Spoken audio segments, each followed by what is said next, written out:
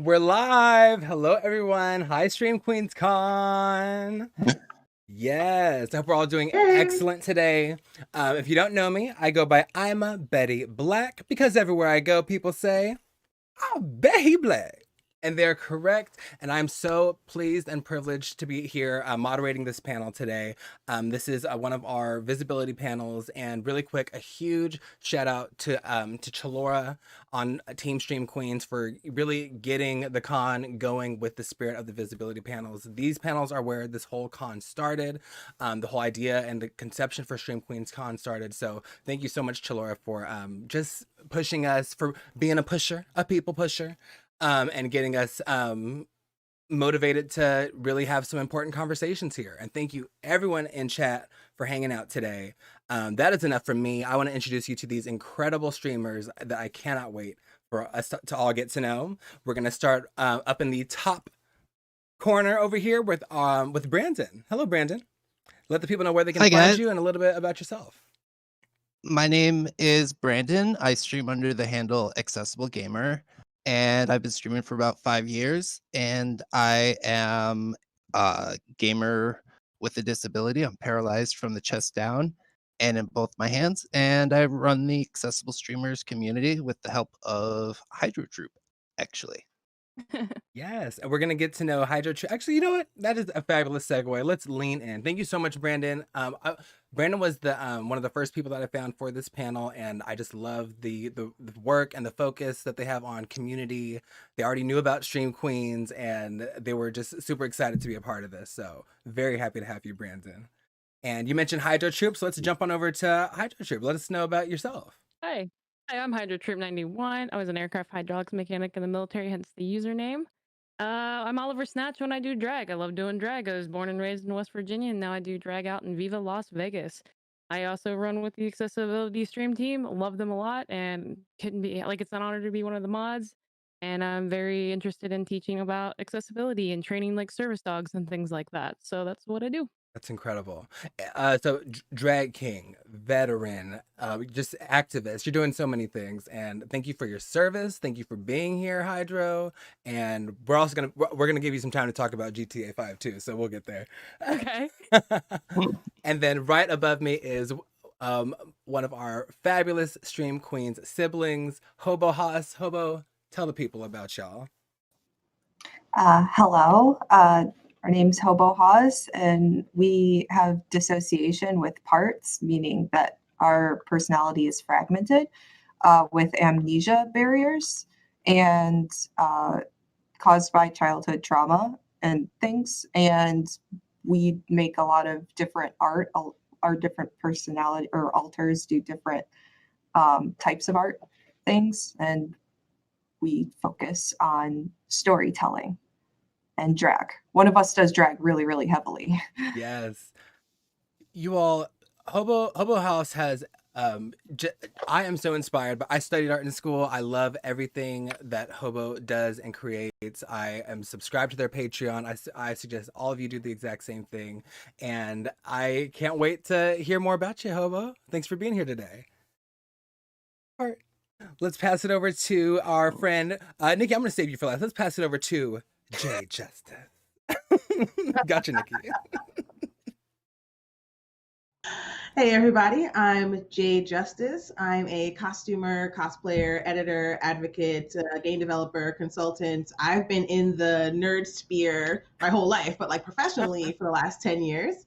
I've worked with Activision, and I'm an EA game changer. So I love doing contributions to help make gaming more accessible and just more fun for everybody.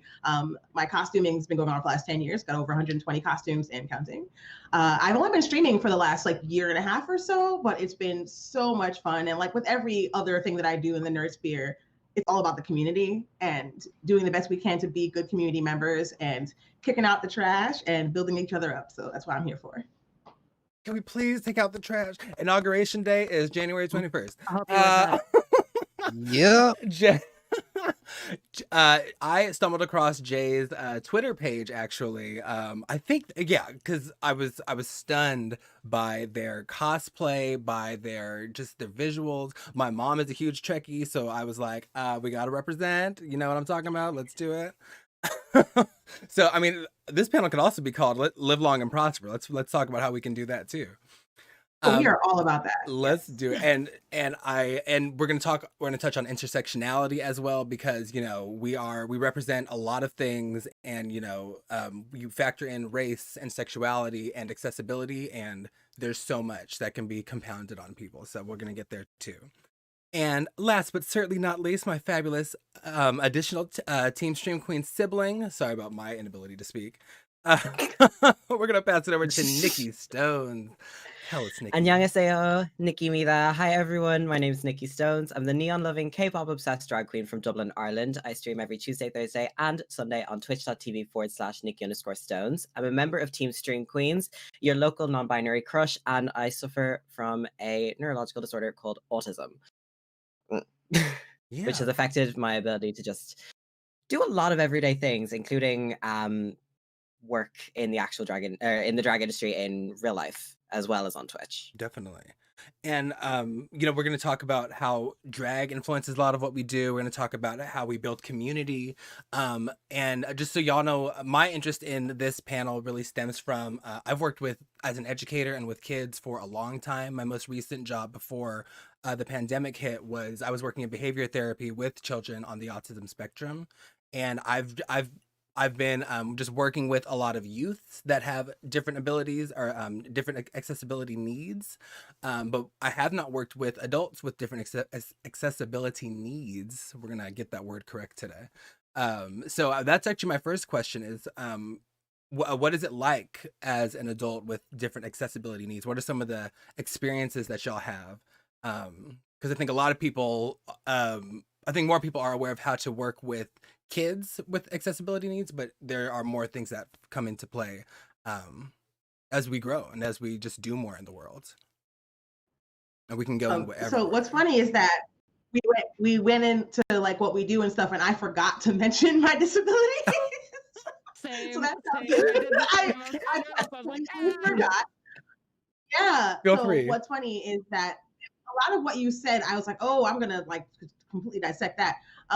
The assumption that people know how to deal with children with disabilities is like so wild, because people take away the autonomy from children with disabilities. They assume that if you're a disabled child, you're meant to be completely cared for and nurtured and just like absorbed all kinds of rights that these kids have. Because no matter how young or old you are, you still have the right to decide what you do with your body. And when you're a disabled person, no matter what age you are, people infantilize you essentially, and they think that they can control your movements because you'd have difficulty controlling it. And I'm like, no, that's not why I'm in this chair. There are no handles on the back of my wheelchair. It's not for you to push, it's for me to wherever I'm going. Exactly. I have mobility impairment. I have a joint disorder where I have difficulty standing or walking for long periods of time. And I'm also hard of hearing. So people will genuinely kind of yell at me to get out of the way and then get mad that I don't hear them. Or like they'll try to like move my wheelchair without my consent, and like this all kinds of garbage. Oh, it's the worst. So, and I've worked at every PAX East and PAX South for like the last 5 years. So I have to deal with a lot of like really big crowds. And as a gamer, you just want to be like where you are, and you don't want to necessarily be like moved while you're trying to play a demo. Like, I'm not in your way, walk around me. Like, that's just the kind of everyday nonsense that we deal with as disabled people. People assuming that you have the ability to do something that you don't, and assuming that they can then do it for you when you're like, no, I don't need you to do it for me. I just need accommodations. That's all. Because you don't just walk up to people and put your hands on them, just period. Or anything, just, Right. Does anybody else want to speak to that? I actually, so I'm 70%. Sure, you have experience to add. 70% mentally disabled with PTSD and things, and I have a service dog. And speaking of not touching, oh my God, the amount of people on a daily experience that I go out and that just want to grab my dog. I used to work as customer service, and the number one manager complaint I got all the time, they wouldn't let me touch the dog. They wouldn't let me touch the dog. I want to pet the dog. And like parents would literally come up and tell me, you ruined my child's Christmas because you wouldn't let my kid touch the dog. Oh like, my! This is a service dog. Oh my God. Like, I need her to work. And people come up and they want to pet the dog and they don't understand like how that's actually hurting me, because if she is distracted even for like a second, she might miss that one singular cue that's going to warn me that, hey, you're not okay. I need to take you outside. I need to take you somewhere where it's quiet, you calm down, get you grounded, like, put me in a place to where I'm safe and I know where I'm at. Cause there's sometimes like I black out and I don't know where I'm at or what's going on. And she's got to be able to like pick that up or I'm hurt, Yeah. or people don't realize like if somebody who's like epileptic with a service dog, they've got milliseconds. They missed that one cue. And this has happened. Somebody was in a chair, has epileptic. The service dog missed it because people wouldn't stop playing with her dog. And she actually fell, her chair toppled over. She had a really bad seizure and ended up with like scrapes all over her face and other issues. And like people just, they don't realize the hurt that they're doing. Or if you go up and you pet the dog and the dog then maybe bites you from protecting, because some of them get overprotective. Now that dog either has to be put down depending on state laws, or they just lost a Mhm. $50,000 service dog Wow. fully trained because it can't go in public. Or you break their training, which again, you costing them that money because the average person pays between 25 and 50K per service dog. And if they're for physically disabled, they can only work for about 4 years, y'all. 2 of that before Oof. then are training. Like these dogs get retired really fast. I don't think people realize that. So can we repeat the average cost and how many years that might need to be like? So basically, I have to pay this again in about 4 or 5 years. How much was that? So the average cost is between 25 and 50K if you're paying a program outright to train them. 50K God. on top That's of Not about fully the trained cost of until a 2 modified years. van. And then wow. and then you get to use them for about 4 to 7 years depending, because if it's like one that you're like leaning on when they brace to like help you get back up if you've fallen, or there's ones that help you do laundry, that go help you get, groceries and get your mail. Like they're doing a lot of moving, jumping up and down, picking up things, and you pushing on them. Their bones get like worn out really quickly. And so that's why you can't use them. For me, I have a psychiatric service dog. So I can push her a little bit longer. But I need to in the next year. So I need to start thinking like, how am I going to afford my next one? Do I train my next one? Yeah. Because I can do that. Or do I try to find some place that'll help a disabled vet out to get that service dog? Because I don't have 25K lying around, you know? And the Yeah. waiting list for that is years. Yeah. Even if you get like a free one, I looked into it. Yeah, the waiting list is like up to 5 years before you have to reapply, and like hopefully they can help you because there's so many people out here who need a service animal, and just there's not enough money. The And then it's also waiting hard list speaks too. to the issue. And then like the other issue too is like going to conventions. That's why this is nice, because we're all here digitally and we can talk in the comfort of our own home. But like I Yeah. went to a couple different conventions over the last couple years. Never any potty space. I usually have to walk 2-3 blocks outside, up and down a bunch of stairs, a long distance away, just to go let my dog potty. But they'll have like one porch that's designated for smokers. Priorities. And then I Yep. have to carry extra weighted bags and stuff around because I have to keep water because there's no watering stations. Yeah. This is wild. Brandon? Last year's TwitchCon actually had a lot of services available for people who had service animals, including an area for them to go to the bathroom and like That a was little actually mini the park worst one, next to it. Brandon. Oh, is that That was bad? the worst. Yeah, because I had to actually walk as a vendor. I had to walk 2 blocks away, up and down a lot of Oh, ramps. No bowls for her or anything. They did have water and stuff, so I didn't have to carry my jug as bad. But they were the ones that was the worst, with like no places for her to go potty. The nearest grass was 3 blocks away because they didn't have service dog relief areas. I could have That was when sworn I that there suggest. was one nearby. No? Nope. I had to My suggest it. gosh. It was across Mm. the street, like where all Wow. those cars were. Oh, ooh. Yeah, Yeah, And she that's had to the walk thing. down a If that you're is big not no long having problem. ramp that from one physical side. problem, you don't even notice it's a problem. If you're not the one You who's don't. actually experiencing it, Definitely. it's not impossible to tell. Yeah. Yeah. Yeah, Someone like I can tell you, imagine that's I'm pretty something sure they'll it's change in the accessible, and I'm future, like, though, you 'cause know. I don't What know were you if you saying, Brandon? saw, but there were a lot. I was hoping that that's something they'd change in the future, because I saw a lot of service animals last year at last year's TwitchCon. Wow. And that was So the It's a other huge thing that need. people didn't think of, is they didn't think about the people that were bringing things that weren't service animals. So with a Mm. safety issue, like the person with the bunny, then in Oh, America, the only service animals are a miniature pony or horse and a dog. Those are the 2 legal animals you can have. Somebody's walking around with a rabbit. There's other people there was a couple I could tell that were not trained. And then like their security dogs were also not super trained because they were puppies. And they kept coming up and trying to play with my dog. So it was like a constant, like I had to be like soccer momming that, Yeah. you know. It's additional work, and it's taxing on mind and body. Yeah. Nikki, you were gonna say something? I was gonna like definitely lead on with or definitely agree and add on to the point of people don't really understand situations unless they're in them. Yeah. Because I went to Drag World, which was a drag convention, which I don't know if it's actually happening anymore, but it was. It was not August just gone, but the August before, and Drag World was like pretty big. Like loads of people flew to London, did this big massive convention. There was very minimal place areas for people with disabilities to just go. Like everything was like there was stairs to get up and down. All the meet and greets were these really, really tiny little.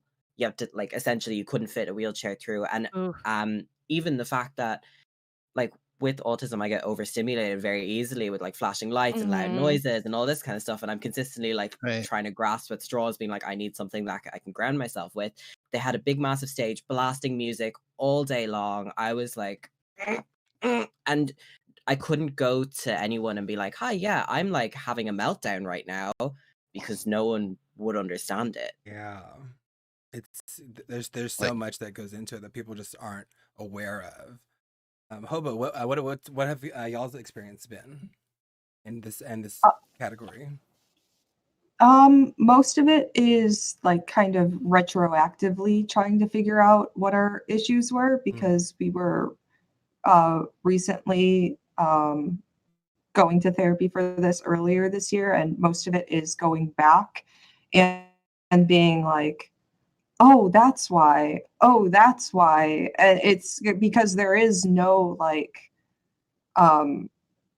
it's not something that people really think or know about. Yeah. You know, like when you go up to a person, you know, like we all have our different selves. Day was talking about this earlier. We all have our different selves. We have like our work self and our like at home self. And like, you know, some of us have our drag self and like different versions. But some like when you're can't remember those different selves and you just think, I can't remember what I did today or where I work or why my house looks like this, but I just know I want to do this right now. Then, you know, like you start looking back on your life and realizing that there's lots of gaps in it, and you have friends that you're like, yes. Hi. Like there were some people that were messaging me after TwitchCon, and I was like, hi. Yeah. I know you. Like I know this. But because you're acting so friendly with me, but I honestly can't remember, and you can't explain that to someone, and you don't owe anyone knowing your triggers or your trauma or any of that. So people will be like, oh, so like, why was that bad? That's absolutely true. Mm-hmm. And you It almost seems like don't want to. one of the biggest questions that a lot of us get asked, like on a generally speaking, is, but why? Like, but why do you need that? You know, Yes. why do I need Yeah. to change what we've been Yeah. doing for X many years? Why do we need to do this? Yeah. And then It's you have historical. to, It's not unlike Yeah. you know, people getting mad when more letters are added to the queer acronym, you know, like as if they are being encumbered by something that just has to do with the way people live or people's identity. And speaking to what Hobo was saying, Elon Musk getting mad about pronouns. like, come on, Don't now. even When bring people that get up. more- When people get more mad about your pronouns than you getting misgendered, that is a problem. That is a problem. Some people really Tea. need things to do. And speaking to what Hobo was saying, like that there, I feel like there's also the issue of social norms, things that aren't even like, you know, the social norm of just, you know, of, you know, knowing the name of someone that you met before, and of course not owing them your truth or your triggers. And it's got to be a really uncomfortable space to navigate, and that in itself can be a trigger, I'm sure. And the whole point of like having dissociation with parts is to be able to be in separate situations without remembering either the bad stuff or the good stuff or select things. And it's also to appear as one person. So a lot of people who have it don't know until, like, for us, quarantine was the, like, we started, like, we had like this huge move and like a thing that happened that triggered, like, I feel like something, we thought we were haunted for a long time. That's a story, but it's actually very common with systems. But like, when quarantine happened, it was like there were no distractions. There was no, it was like we all had to sit in one place. And that was kind of when it was like, oh shit, I think something's really wrong. And we were noticing those gaps in time like really well. Like, we'd blink and 5 minutes would go by, but it would feel like 2 weeks went by for me, or the opposite.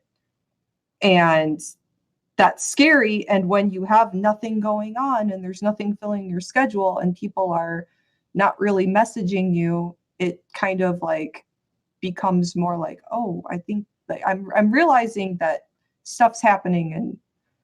And I No, I think you're it's there's so much that just goes into this, and like we live in a society and we operate in a society on that's really based on a lot of preconceived notions, and like just the belief that we all have access to each other's truths and what everyone is going through.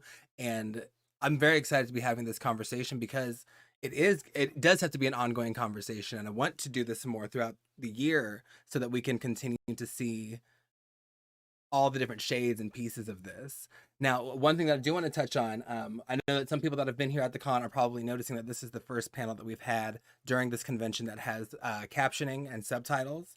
So there are so many things that go into a con, and so much of the planning. I was talking with our panelists today. And captioning is something that has come up in the chats, and we want to make sure that we're doing what we can moving forward. So we wanted to test drive some things here today, but let's talk about captioning. We're gonna go back into the chat after the fact and see sort of how the chat experience is with the captions. But let's start with Nikki. I know that Nikki's got some feelings about captions that we spoke about. I can talk for hours about this. I obviously, for surprise, I'm not American. Congratulations. I don't know if it's an achievement. Ireland's going downhill.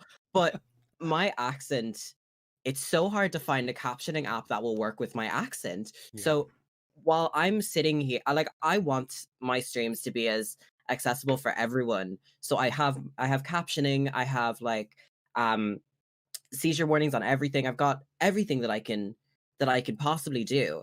But I will say something and it, like, captioning will pick up the complete opposite. And I know it's an issue for a lot of people who aren't based in the US. So I've got a lot of friends who have a like thicker Dublin accents than I do, and people who are from Scotland as well. And captioning doesn't pick up for them because of all of their accents. And it's obviously, now captioning can't be perfect because we're not literally sitting there typing, but I feel like when it comes to captioning, there's a large step that we need to take. And it seems like a lot of caption plugin developers were like, okay, here's a thing, you're grand, but it isn't that. There needs to be a continuous effort in working. As dialects change, as accents change, it needs to keep going forward. Jay? What was the question? Oh, your hand was moving. I thought you were like moving to like push to talk or unmute yourself. Sorry. So we're talking about captioning and how that has factored. So if it's been your experience or experiences of your peers, how is captioning itself? Because we could talk about broad things, but I think accessibility gets talked about in too broad of senses sometimes because there are such specific needs. So, what have you been your captioning experiences? So as someone who's hard of hearing herself and also creates content and wants it to be usable for everybody, like if something doesn't have captions and I need it, I'm just not going to watch it. And so I don't really go for like, it's not necessarily boycotting, but it's just using the things that are accessible to you. Yeah. I've had issues trying to get captions to work for Twitch, and like some of the plugins are better than others, but it's something that could have easily been made native to the site. And it's frustrating that they just don't care enough to do that. And I think that the louder we can speak up, no pun intended about audio, but like the louder we can speak up about this, the more obvious it'll be that people aren't just going to settle for having inaccessible content. I mean, we're being pretty loud right now, so I'm all about that. I do think so. People are hearing, Yeah. and I know that it's harder for people who don't necessarily need it to enjoy things. But like a good example is Star Trek. So the new Star Trek show is available on CBS apps, and the CBS app for PS4 has not had functioning captions for months. And we have been like nagging them, like you should be able to enjoy a internationally broadcasted television program with captions anywhere. That's just, it's especially when it's Star Trek, like the future is accessible, like all this kind of, we've got a wheelchair user on the deck and you can't even put captions on the show. Come on, man. Like, okay, if I can watch Speak like if on I can watch a video in a completely different language with English captioning, you can get captions for Yeah. We have the yes, technology. yes. captions. It's crazy. Yeah, it's just, it's Well, but- ridiculous. And I So will say on the other end of the coin too, because again, these softwares, they're not helping us, right? So we got it set up here where I can see, like, watching the chat, people are loving that this is there, right? Yeah. Like they're enjoying this and like, you know, it's doing the best we can. But then you got some people with their other disabilities where maybe that's too much for them to focus on because now there's words everywhere Mhm. and things like that. Yeah. And so like it's trying to find like, so like I use a different program where the users can turn it on or off and change the sizes themselves, but it's not as accurate as this one is. And so like I'm really sitting here right now torn as fuck, like this one is like better than mine, but then like people can't turn it Yep. off that need to turn it off because I've had people come in and ask, they're Yeah. like, hey, how can I turn this off? Because like my brain can't process all of this. And so it's Yeah. like Yeah. it is frustrating that Twitch won't take the time to go do that. And you know, and then they need the ones like Nikki was saying with all the different like accents and stuff. Because even with having when my country accent slips, the captioner just it needs to give up at that point. Oh, country. Like when I go full Southern accent, it just quits. It's like Like who is this? There's a different person And- using this. And while we're here, so we can continue on captioning, and also feel free to even speak about Twitch's accessibility, because I know that is in itself a huge issue. yeah. We're here. I was actually just gonna ask you five how whether or not you guys are able to use the Twitch captions and if they work well for you or if you have trouble with them. Because like adding to our own broadcasts or like as a viewer. I guess it's the one that you click when you're viewing. did they add one in recently? Because I've they- only used not- their like Not that I plugins. I didn't know that they had that. you know, I'm not really sure why I have the option because Is it the OBS plugin? Because I know the one that I use is an OBS plugin that shows up in the bottom section That's of the same with Twitch. mine. bottom Yeah. section of the Twitch I see. browser. Okay, that might be the OBS And that's plugin. something, yeah, people Are you have talking added about in, that's like how something mine that is. are you talking about something that appears on the Twitch screen, sort of like where the clipping icon is? Yeah. Okay, so something built into Okay. the. Oh, For some I have reason, not I used thought the that built-in, was- to be honest with you. that And was the native. reason I don't trust Oh, it is not. built-ins. I typically don't trust built-in captioning. Hobo, have you had? I feel like it have y'all should had? be something that's at least an option. Say that one more time, Jay. I think it should still be something that's at least an option, even if it's not perfect. The fact Yeah. that you're making an Yeah. effort to work on it, as opposed to just like, no, we're not going to offer this. And I think that specific sentiment is, I think it speaks so much. It's part of the reason why I really wanted to test out the captioning with this panel, because it doesn't have to be, like you said, it doesn't have to be perfect. But we're here, we're having an accessibility panel, and we want to show and send a message of wanting to take steps to do things more and more correct as we move into the future. And I think that you know, a platform like Twitch needs to hear that message as well, even with things like the trans tag, which we've been talking about all weekend. You know, there are hinting at a plan for this, but it would not hurt to include people, your constituents, in the process. Same thing with things pertaining to accessibility. Like maybe there's some ominous plan happening behind the scenes, but if you don't key in your contingency, then it doesn't mean anything to the people participating. So I actually, You know what's meaningful for Twitch to sorry, go ahead. do? Having an accessibility coordinator whose job it is to do such a thing. And they had one very briefly, but They he was did. unfortunately let go, and they have not Yeah. replaced him with anyone. So we don't even No. know who at Twitch is out here trying to make it accessible for us. It's like, where's the transparency here? Who's working on this? Is there anybody? Like that's a big question that we definitely have to get answered from them. Otherwise, this platform isn't really giving as much to us as we're putting into it in terms of our time and our energy and wanting to make it successful. Like, what's the And point? also, like I see in chat somebody saying trans tag now, we need that. And then we've also been pushing for the disability tag too, because I would love, oh my God, would I love to have a disability tag and find other disabled creators yeah. more easily, Mhm. because those are the people I want to see. I want to, I want to find people that are more like us. But, right now we have our stream team, which is amazing and I love being a part of it. But for other people that don't know where to look from that stream team, there are the other people out there, I know there are, that we're not getting to because we don't have that tag to go easily search it, Yeah, I can I put my hands up and say, like, I did not even know that the team was a thing until today. And, like, because the disabled community on Twitch is so small and so So hidden. tiny. Yes. It's hidden because Twitch's algorithm is like, oh, we're just going to show you whoever's got the most viewers. But Right. Mm-hmm. there But- needs to be a way. I think it's just in general, in terms of all forms of accessibility, there needs to be a way for Twitch users to find people that are like That them. are like them. So I Yeah. actually can Skills. speak to both this and both the tagging system Mm-hmm. and as to what Twitch is doing with regards to accessibility right now. I know that any accessibility related issues that's being spitballed and then go through the whole process of deciding what they're going to do, how they're going to implement it, and all that.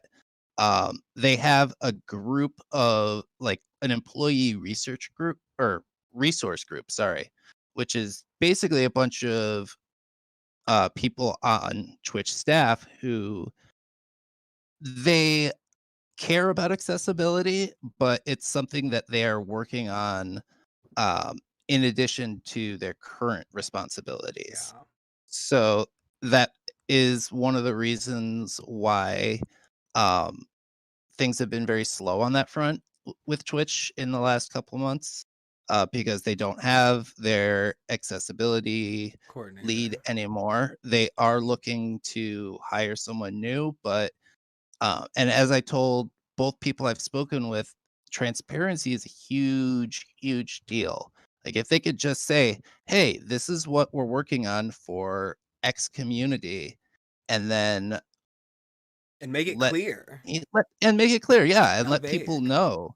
Like that's almost as important as video game studios releasing options menus before their games release, Yeah. so you can actually see like, oh, I can play this, Instead of or finding out oh, the I hard probably way. can't.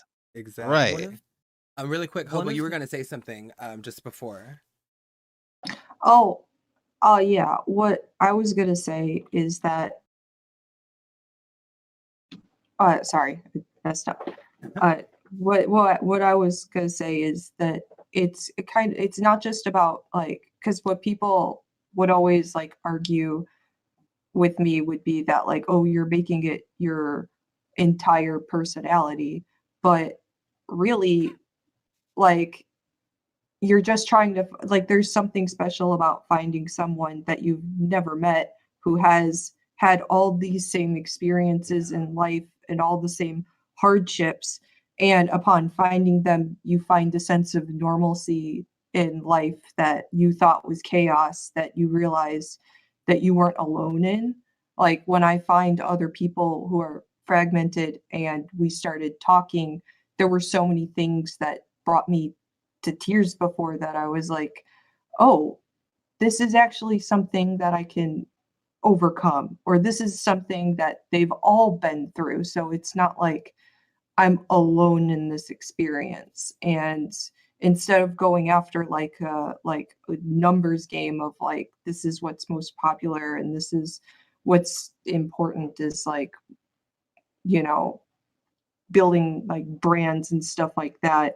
It's more of a community and finding like a house, like a home, you know. And it's, hearing that in comparison to hearing the reasons that like any of these tags haven't come to fruition, like the reasoning doesn't pan out. If the reasonings are, wanting to not draw harassment or hate, you've already told us getting that anyway. we get that anyway. Yeah. Folks get when it, you people have of a color million get it. people who are just like you, and those trolls come in, it's different than when you're alone and the trolls come in and you're like, but am I the only one on Twitch who's like this? You know, versus the 12 other people in chat who are like get them out of here. Like, and then the streamer can just do what they do. Like we a had a tag troll will that give came us through. the defenses against the trolls and all that. I'm sorry, We Hydra, had go a ahead. troll hit. We had a troll come through and hit a few of us on the accessible stream team when we were like hosting each other and stuff like that. Who came in, he hit like 3 of us. I was one of them. And he went out and got our personal information, kept putting our addresses and phone numbers, and kept like blowing up our phones. Then they came in our Discord and were posting like racist and like porn and shit, and like just like constantly trying to attack us. And like had I had like more people that I could like reach out to, like our group got it like really good. Like we got the username, and like we instantly, like I think all of us went and just blocked that person instantly just to stop like the further hate coming in. But it was very hard like getting that, because I instantly cut stream because I couldn't keep a face, and like I tried the hardest like just to look calm on stream, but I was panicking so hard, like my PTSD was going through the fucking roof because I'm looking at my Discord just pinging all this stuff and I couldn't keep up with it. And I had to like call and reach out to so many people. I'm like, I don't know how to deal with this. I can't, and it would be nice to have those people in our community, like more of us bond together. So that way when that shit happens, we're all like, nope, this user's gone. Cause that's like one good thing, with like the LGBT stuff.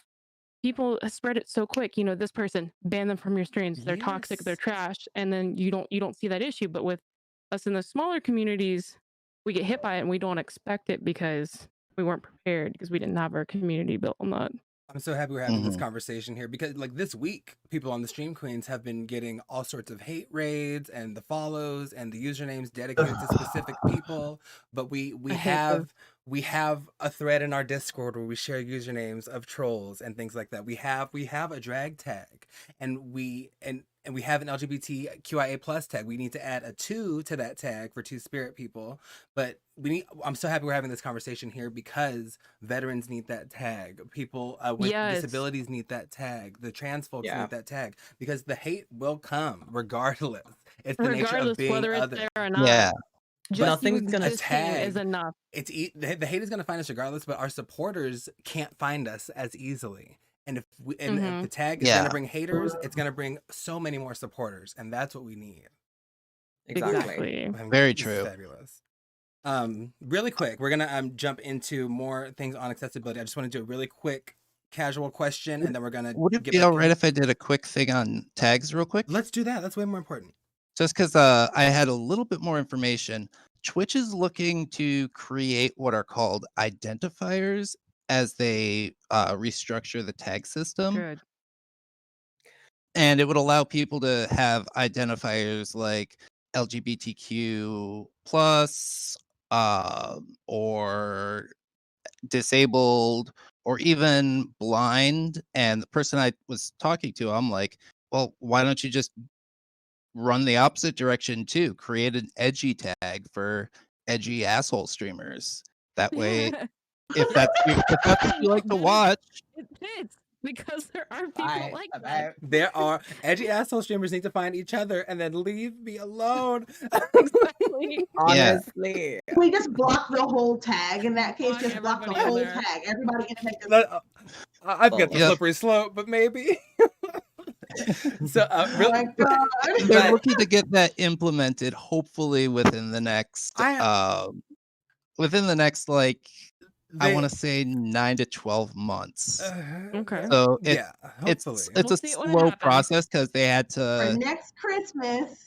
If you're real good, It has to do with more bureaucracy than that's the than thing. actual like That's the It's like a thing, yep. microcosm than of maliciousness. yeah, Twitch can be a and really swampy place to oh work, and yeah, I'm just looking at it from the outside. 100%. So And I think that yeah, it might not be intentionally malicious, but it's in the same vein of subverted racism, where it might not you Mhm. might not be overtly saying that you don't support, but the actions are the actions and the messaging is sending a message of we don't care, or we aren't paying close enough attention, or we hear you, yeah. but we know what's That's not best. subverted at all. That's Yeah, just regular it prejudice. That's it's not Yeah, well, subverted. no, it it's is, one but I mean, in the thing. sense of like physical, like the way that people typically associate. I think you're trying to say it's a Yeah. microaggression. Yes, work. Like Yeah. it's one thing to be like, oh yeah, like this I see that all of this exists. And then it's a completely different thing to be like, I see that this exists and I'm gonna work to try and help it Yeah. and make it Mhm. more accessible for everyone. I don't have anything wrong with queers. I just don't want them in my neighborhood, you know? Yeah. Kind of nonsense. Jay! Okay, Oh. clearly we need to lighten it up. So so Jay does a lot of cosplay. So as a lot of so many different characters. Be sure to check them out. That Jay Justice. My question for everyone is, if you could be any superhero, who would you be? I know Going Jay's last. ready. Oh yeah, okay, fine. Jay can go last. Since this is about Jay and what they do. Does What it have to be a superhero? No. Yeah. Let's be honest. No. No. Okay. I wanna be a okay, because I got mine Great then. question. I want to be a Jedi fucking master, like the master, like next fucking Yoda, That is baby. a superhero, though. That absolutely is. Yes. Go. A force wielder of Get one great with the power. force, the force is with me. Yes. So Mhm. we have a Jedi Master. Good Who else we choice. got? My answer is Raven from the Teen Titans. And if I could get a black Raven, like how we got a black Starfire in DC's Titans, Yes. then that's even better. Work. Telekinesis. Our fire was always black. People just in denial. You know, you're right. You're right. Mine's not necessarily a superhero, but I would 100% be Faith Connors from Mirror's Edge. Because Okay. everything that she's been through with like her like living like by herself, being completely isolated, having to work all by herself, battling everything that's going on in the world with no support system. In a way, I relate a lot to her. So I love that. That'd be her. Oh, Mirror's Edge. Well, so we have a Jedi Master. We have a cloaked, sad person. That's Raven. You want a Saturday night? We also have Faith Connors, Brandon, Hobo. Who are y'all's? Who would y'all be? Go for it. No, you go, Brandon. All right. got? I'm gonna go with Professor Xavier because he's got a much cooler wheelchair than I'll ever have. Oh, that's fair. Brandon was ready. Yeah. And I want the upgrade. Come on, yes. What's the training room called? The danger room? The danger room. The danger room. Come on. Hobo. Not necessarily a superhero, but we would have telekinetic powers so we could animate because we like to make dolls and puppets and stuff, and some of them are based off the way we look. So if we could do that, then it's like we could exist outside the body, or we'd be a shapeshifter, because then we could actually turn into our different alters, but then we'd still be alone. So it's kind of a toss up. Well, I would hang out with you. I would hang out with y'all. Even if we have creepy dolls walking around the house. Oh, 100%. I chose Raven. I chose Raven. Yeah, Raven is actually a terrible choice because of Trigon, but that's a separate issue. But work. Jay. All right. So If I could be any superhero, I would absolutely be my all-time favorite, Monica Rambeau, Captain Marvel, the original female Captain Marvel, Black woman from New Orleans, Come who is on. fantastic. Her abilities are to become any form of energy. So she can obviously fly, but she can literally become microwave energy and just be invisible and yet traveling at the speed of light. She can come through the phone like Ghost Dad and whoop your ass. I love Monica Rambeau so Yes. Yes, I love that. basically immortal because you can't kill energy. It just transforms into other kinds of energy. What? Keep that same energy, Jay. I'm so into it. Speaking of, I love your energy. So work. Yeah. I think you're Yeah. already Monica Rambeau, to be honest. Pretty much, yeah. You guys can see that I have a sleeping puppy behind me. That's my Oh. service dog. We all look at Hydra's service dog. Oh, look at the She's like so asleep and just right there. What's her She name? moves so you guys can see. That's Missy. Missy. baby. Oh, so She's cute. out like light. Oh, like a light. I'm sorry. Oh my god. I quit. Okay. We're done. Shame Queen's over. So I don't have a set transition for this moment, but I'm just gonna. Who wants to bring something up? We have a large audience. This is the disability. So panel. many questions I have for everybody. Oh, You got I have something, Nikki? something. Come on. Have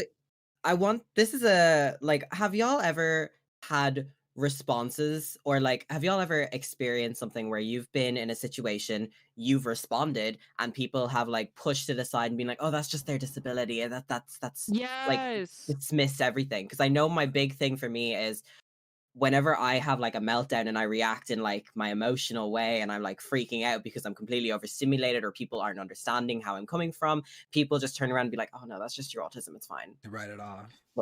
I get the Yeah. opposite. How's that?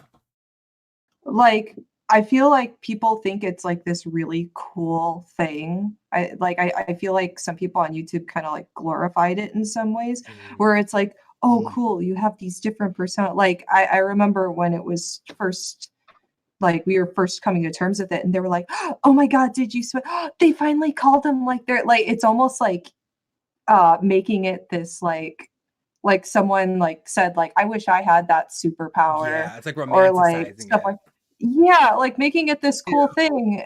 And I'm like, I don't know where I've been the last 4 weeks. Yeah. And the apartment's different, and my closet looks different, and I have no idea what's happening at work because I can't remember work for the past 3 months. Yeah. So, I mean, if that's a superpower, then like, I don't know, like it doesn't feel like one.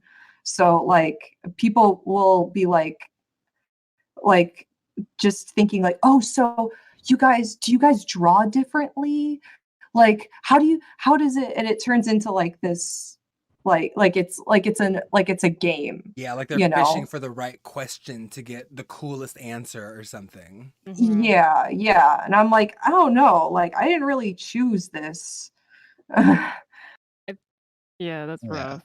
I think one thing I'd like to change from a culture everywhere, I think if I could change like one or two maybe things, is one, not making disability be like the end of the world that people make it out to be when you do become disabled. Because I remember going from being able to disabled and it sucks and people made it seem like my world was over. But the other biggest thing is I wish people would stop thinking that we're faking. Like if they could change that mindset, I think that would fix a lot of our other issues that we have in culture of like, oh, you're just faking it. You're just faking it, because people go to that mindset that you're faking it. Therefore, they don't want to make things accessible because somebody's going to fake it. And I don't think they realize that that's just a tiny percent, like so fragmented to like how many people out there are actually disabled. And I wish we would get away from that. Oh, are you faking it? Bullshit. I think if we fixed that mindset right there and start there, I think we'd start seeing a lot more accessibility just kind of fall into place, because it would stop being the whole, they're focusing on just the negative of just, there's that faker. That part. Can I throw a I've seen that a real lot. fact onto this? I have a friend Oh, yeah. whose job it is to investigate disability fraud for the state of California. And out of 480,000 cases in 2018, there were 8 cases of fraud. See, that's what I'm Hold on. saying. Oh my Hold on. gosh. Oh my god, people Actual don't truth. understand. I appreciated learning that from her. I was like, oh, word. People Can- don't can- understand it. Jay, can you repeat that ratio for the people? How many? 280,000 cases of disability, 8 fraud cases out of that many, almost 500,000. 200. Wow. Oh, 480. Yeah, 480, 480,000. There's a lot of disability in it. I mean, it's a very Yeah. that's Cases a quarter of the country. Yeah. So I would all think that, more whole people state of would be more California. But terrified. it's those 8 people that people will deny you on everything and just Yeah. stop because of those 8 people out of 500,000 I also people. wanna Oh my say god. Exactly. And I think people that are so it may quick not be to that they weren't disabled.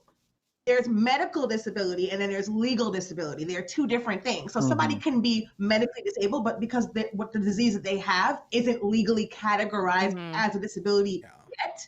Like migraines, debilitating, can't see, can't hear, can't drive, can't walk migraines didn't used to be a disability, but now they are because people have recognized that sometimes they are unavoidable, sometimes they are completely debilitating, and it's impossible to work if you have them more than like once or twice a day. And so that person wasn't committing fraud. Yeah. They weren't legally considered disabled yet.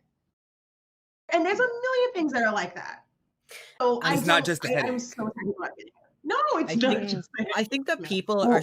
I think part of the reason that people are so quick to go to, oh, this person's faking it, is because a lot of disabilities. I feel like this is something that we need to talk about. A lot of disabilities are not.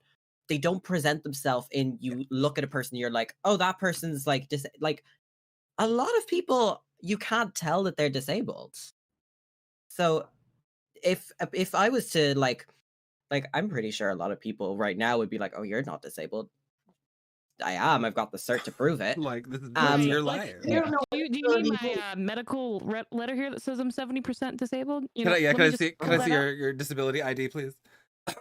You want to try Wow. pulling me out of my wheelchair? You can have permission for just this particular Yeah. case, Even Cass. so, even if you don't remember, everybody has a different perception of what disability is. Like someone literally said to me, "You can't be disabled. You do 25 conventions a year." I'm like, they have elevators and ramps at most of those. So Or what's then your we- point?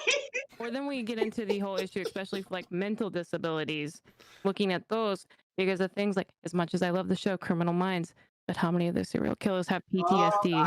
And so How many people horror think, like, movies oh, you have just gotta kill dissociative someone identity suddenly? disorder as the murderer? Or- Yes. Or like if that one show that went off, like everybody loved it on Netflix, Ratched.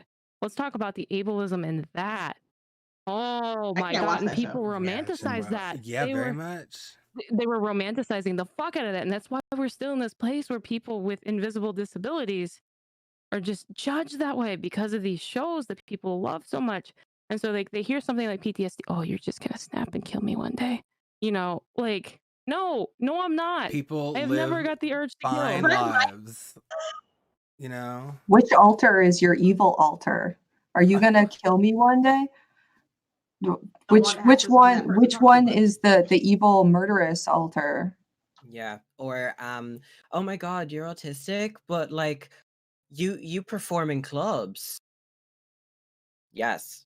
And Yeah. so half of the time that I've been performing in clubs, working Right. at raves, I have lost my vision because of the amount of flashing lights overstimulating me, Yeah. but I still push through because it's what I do, Or- it's what I enjoy.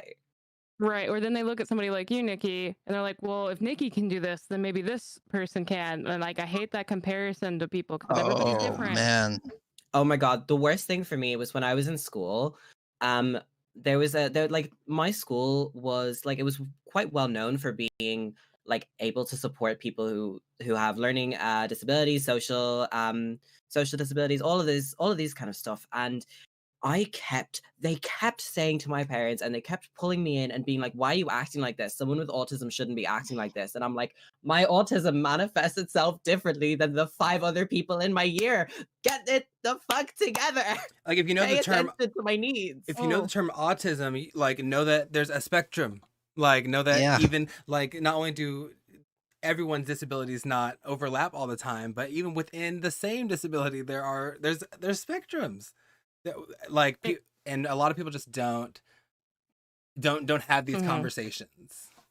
Chronic Alley put out a wonderful thing here in chat with all caps. Hire actual actors with disabilities. Thank you. That. Thank Period. you. I'm I just so needed to angry. get on that You know, one. Speaking of Ratchet, the I think the other movie that just came out with Sarah Paulson, that Run movie with their I believe their daughter is actually a disabled actor in that movie. Mm. So I just thought that was interesting that those two things came out in the same year and had the same lead actor and took two very different approaches to accessibility. I was not ready to watch Ratchet. Talk a little bit. I remember you For the tweeting whole- about Ratchet, Hobo. I was I so remember that.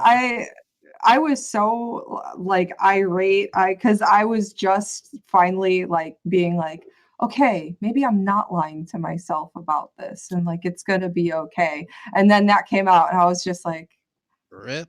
I oh think it was my your tweet that god. I saw, Hobo, that like basically made me just go, no, I'm not watching this under any circumstances. Yeah, because I mean, I'll admit I'm an American Horror Story gay, and I watch it every Same. season. And I approached Ratchet as a season of American Horror Story, but you know, getting that perspective on that, I was like, you know what, let me. There are plenty of there's better media to shout from the rooftops. You know.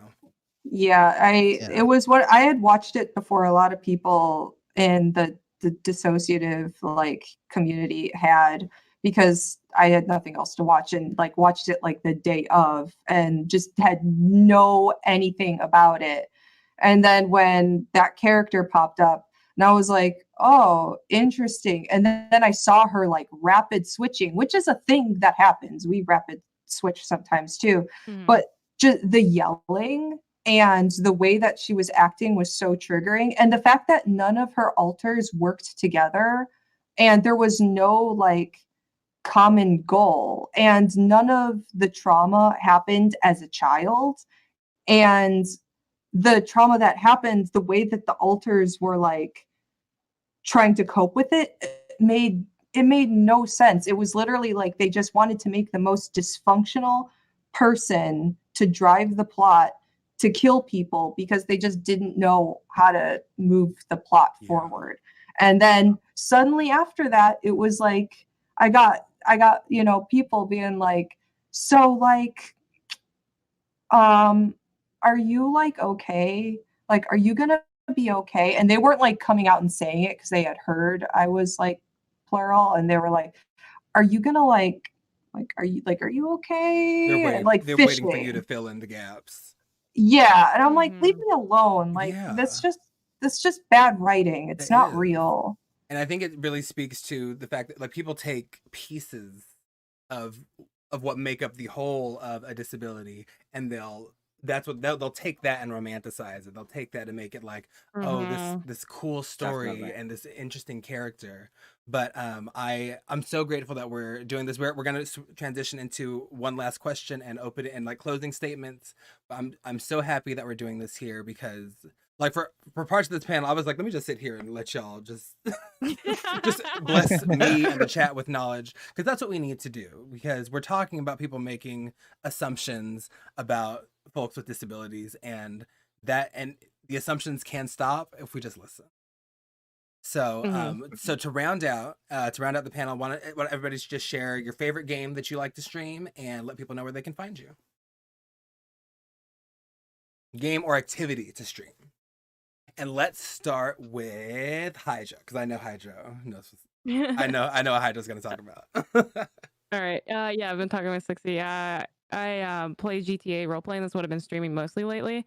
I get to play different characters, and I've been using voice changers and stuff like that, which is making my life a lot of fun because I get to be normal, you know, and try to do these things that I can't do in IRL. So, like, if you hear me on my non-binary character, who is where I want to be, where I can't take testosterone right now because of certain situations, but I have a voice changer.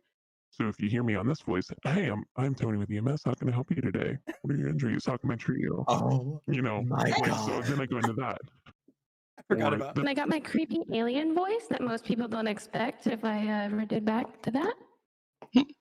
Or my one robotic voice if I ever make a robotic character. Oh, that's wonderful. Oh, that's creepy. I love every bit of this.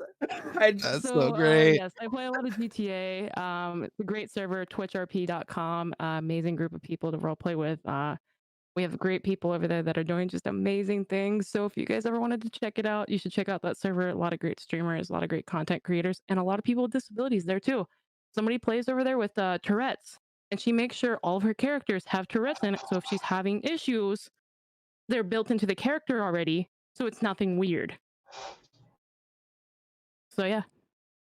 Love that. GTA 5. I'm sorry. That's incredible. That's even possible in a game. I think lovely. Who else wants to go? Who's next? Am I gonna have to pick? I see Hobo.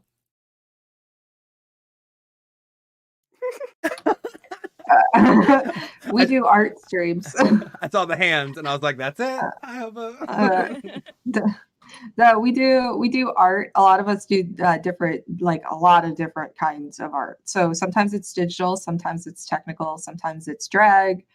It's kind of a catch-all because sometimes it also depends like who is fronting, or like we come to a collective agreement on a project that we need to work on. But our final projects go up on our website and YouTube.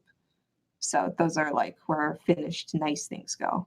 Get on that Patreon. Get on Hobo's Patreon. Oh yeah, and I have one of those things. I got you. At twitch.tv/Hobo Haas, twitch.tv/HydroTroop91. And who we got next? Brandon. Hydro 3, Throw 'em out like that.